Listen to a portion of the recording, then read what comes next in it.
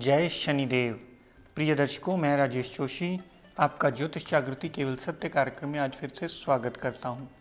प्रिय दर्शकों, जैसा कि आप जानते हैं, आज 5/11/2013 को अगर आप ये एपिसोड देख रहे हैं तो आज भाई दूज का पावन अवसर भी है और पंचांग के मुताबिक विश्वकर्मा पूजा भी आज ही के दिन मानी गई है, क्योंकि नक्षत्र की लेंथ के हिसाब से ये दोनों त्यौहार आज ही के दिन आते हैं। और प्रिय दर्शकों, आप सभी दर्शकों का जो इस प्रोग्राम, इस मंच के माध्यम से हमसे जुड़े हैं, सभी बहनों को, सभी भाइयों को ये शुभकामनाएं देता हुआ ये प्रार्थना करता हूँ कि आप दोनों बहन भाइयों के जीवन में सदैव एक दूसरे का साथ बना रहे, क्योंकि बहन भाइयों का प्यार इतना अच्छा और इतना ज़्यादा होता है कि हर मुश्किल में अगर कोई अपना भाई या अपना बहन खड़े हों साथ में, तो मुश्किल और दिक्कत परेशानी भी कम लगने लगती है। तो भाई दूज के इस पावन अवसर पर सभी बहनों को बधाई देता हुआ सभी भाइयों के लिए ये प्रार्थना करता हूँ कि भाई दूज के पावन अवसर पर अपनी बहन से राखी बंधवाएं, या ये टिक्के का दिन माना जाता है, इसे तिलक कहा जाता है। ये राखी तो नहीं होती, लेकिन किया ये भाइयों को ही तिलक जाता है। और प्रिय दर्शकों, आप सभी जानते हैं कि भाई दूज वाले दिन अगर आप ये प्रथा कायम रखते हैं तो सदैव भाइयों बहनों का प्यार बना रहेगा और एक दूसरे को ब्लेसिंग्स दे करके जीवन यापन आसान करने में दोनों को मदद मिलेगी। और प्रिय दर्शकों, आइए हम बात कर रहे थे लगन भाव के स्वामी के साथ केतु देवता की युति को लेकर अलग अलग भावों में क्या रिजल्ट्स मिलते हैं। कल तक हमने इसी श्रृंखला को कंटिन्यू करते हुए बात की थी सिंह लगन की। आज बात करते हैं कन्या लगन की कुंडली। कन्या लगन की ये इसलिए बनी क्योंकि लगन में ही 6 नंबर लिखा है और 6 नंबर कन्या राशि मानी जाती है, जिसके स्वामी ग्रह बुध देवता माने जाते हैं। और प्रिय दर्शकों, बुध देवता और केतु देवता अगर इस कुंडली में लगन भाव में ही विराजमान हो, जहां बुध देवता ने अपने प्लेसमेंट लगन में उन साइन के और उच्च राशि में होने की वजह से भद्र नाम का पंच महापुरुष योग बनाया, वैसे ही केतु देवता ने भी अपने अति मित्र की राशि में बैठकर उसे इम्प्रूव करने का बीड़ा उठा लिया। तो यहाँ केतु देवता और बुध देवता का योग अगर मिलेगा आपको लगन में, तो दोनों ही ग्रह अपनी दशा अंतरदशा में अपनी डिग्री वाइज बलाबल और क्षमता के मुताबिक आपको पॉजिटिव रिजल्ट ही देते मिलेंगे। और प्रिय दर्शकों, ये बात सदैव स्मरण रखिएगा कि ये ग्रह आपको उतना ही फल देंगे जितना उनमें डिग्री वाइज बलाबल और क्षमता होगी। बुध देवता भद्र नाम का पंच महापुरुष योग की वजह से अच्छा फल देंगे और केतु देवता अपने अति मित्र बुध देवता के घर में आए हैं, इसलिए वो अच्छा फल देंगे।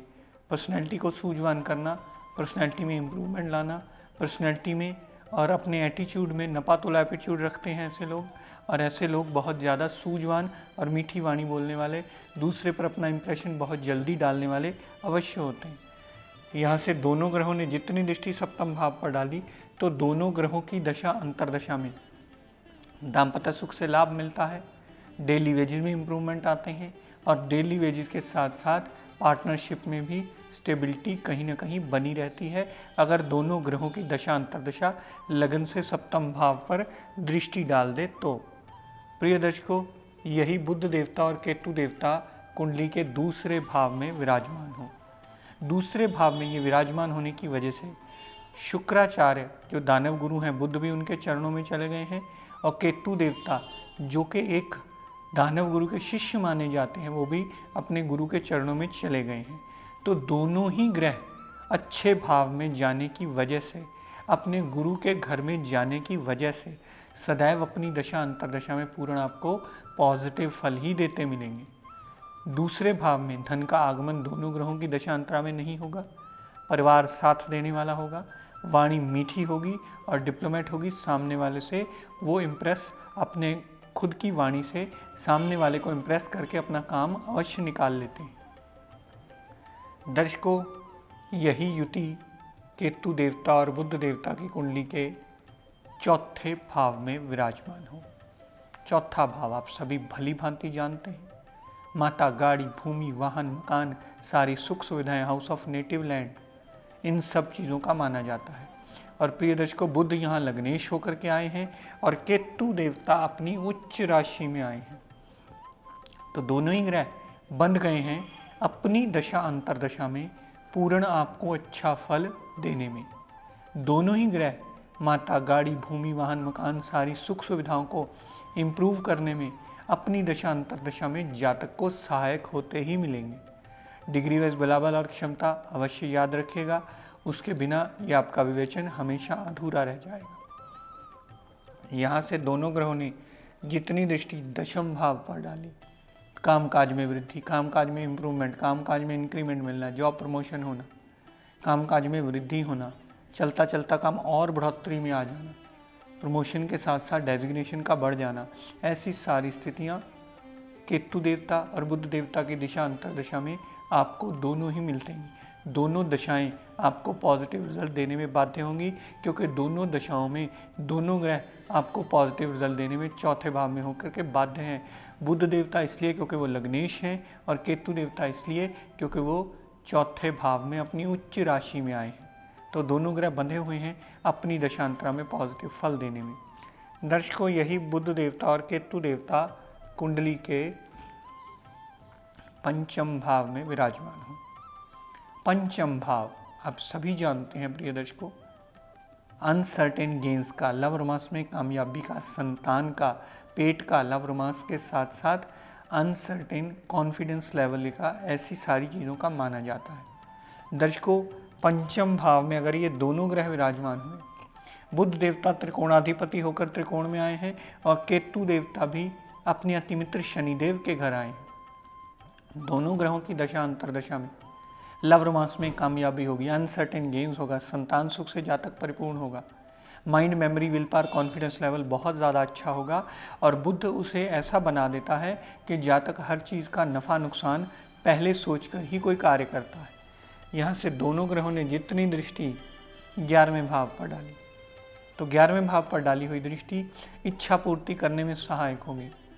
बड़े भाई बहन से सपोर्ट मिलेगी, धन का आगमन कहीं ना कहीं से होता रहेगा। और यहाँ पर डाली हुई दृष्टि छोटी मोटी हेल्थ प्रॉब्लम हुई तो केतु की दशा अंतरदशा और बुध की दशा अंतरदशा ने जो पंचम भाव से दृष्टि डाली वो चली अवश्य जाती है। प्रिय दर्शकों, ये बात सदैव याद रखिएगा, क्योंकि पंचम भाव में आने से दोनों ही ग्रह अति योग कारक बन जाते हैं और योग कारक का फल अपनी दशांतरा में वो दोनों ग्रह अवश्य आपको देते ही मिलते हैं। दर्शकों, यही बुध देवता और केतु देवता कुंडली के सप्तम भाव में विराजमान हो।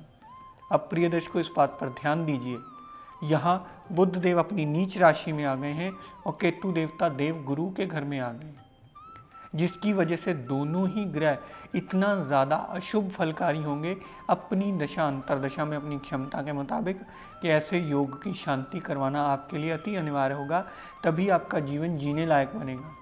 पार्टनरशिप में नुकसान, डेली वेजेस में नुकसान, दाम्पत्य सुख में कलह क्लेश मचने का पूर्ण योग बनता है।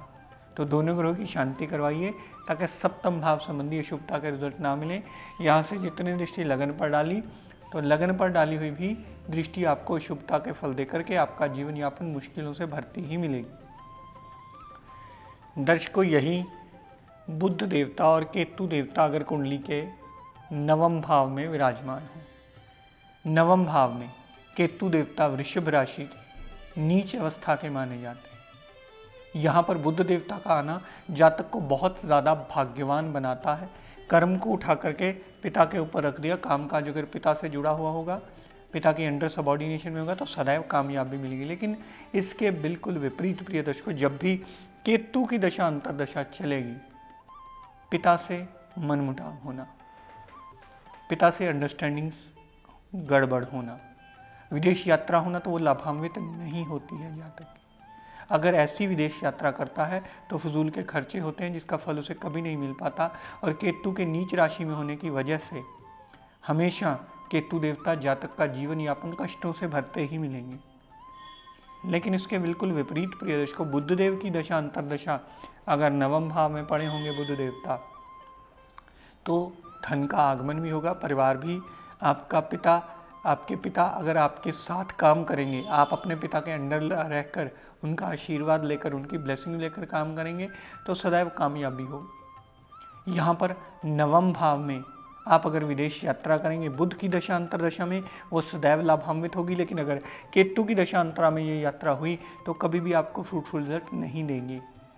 और वैसे भी आप सभी जानते हैं, बुध देवता के बाद केतु देवता की ही महादशा आती है। इस बात को सदैव विवेचन करते समय ध्यान में रखिए। बुध देवता की महादशा 17 वर्ष की होती है और उसके बाद केतु देवता की महादशा 7 वर्ष की मानी जाती है। दर्शकों, यही बुध देवता और केतु देवता कुंडली के दशम भाव में बैठे हो, मिथुन राशि के दशम भाव में मिथुन राशि के बुध देवता ने भी यहाँ भद्र नाम का पंच महापुरुष योग बना दिया और केतु देवता ने भी अपनी नीच राशि में आकर उस भद्र नाम के पंच महापुरुष योग को सदैव खराब ही किया। तो यहाँ पर अगर दशम भाव में बुध देवता और केतु देव पड़े होंगे तो बुध तो अपनी दशा अंतरदशा में ये देवता आपको सदैव अच्छा फल देते मिलेंगे, लेकिन केतु देवता जब भी दशा अंतरदशा चलेगी तो सदैव नुकसान देते मिलेंगे, क्योंकि वो अपनी नीच राशि में आ गए।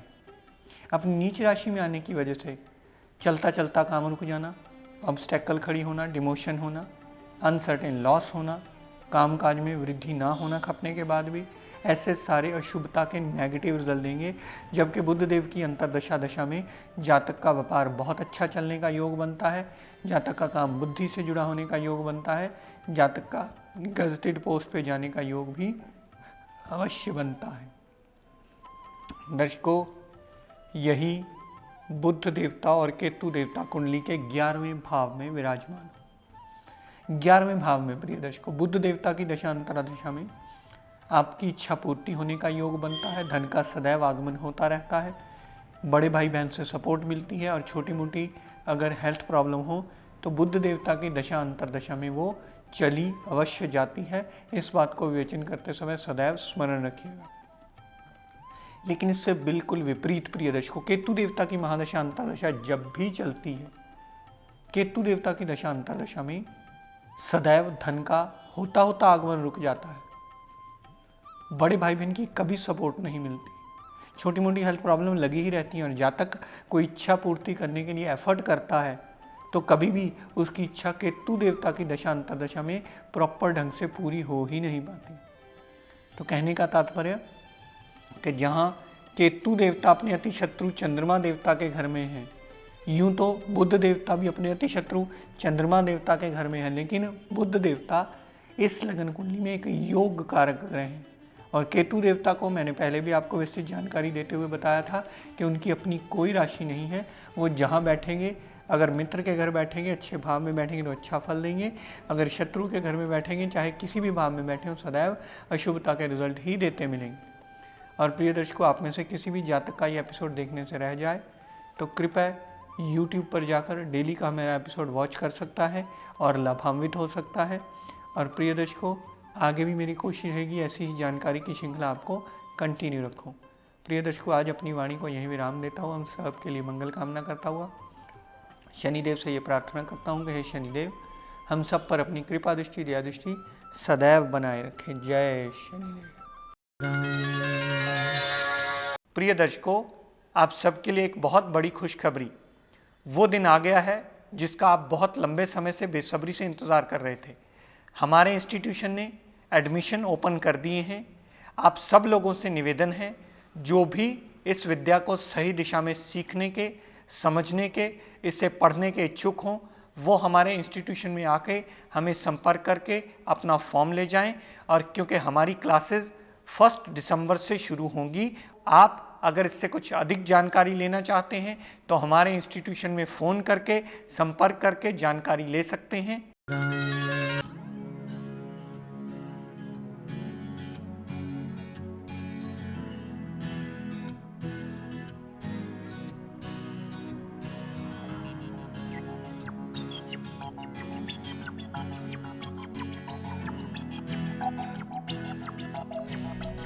है।